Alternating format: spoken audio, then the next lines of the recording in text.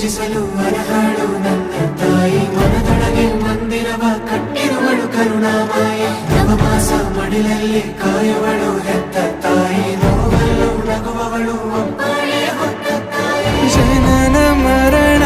ಜಗದ ಸಂತೆ ಅದಕ್ಕೂ ಮೀರಿನಿ ಬೆಳೆದು ನಿಂತೆ ಕರುಣೆ ಸಹನೆಯ ಮೂರ್ತಿಯಂತೆ ದೇವರಿಗೂ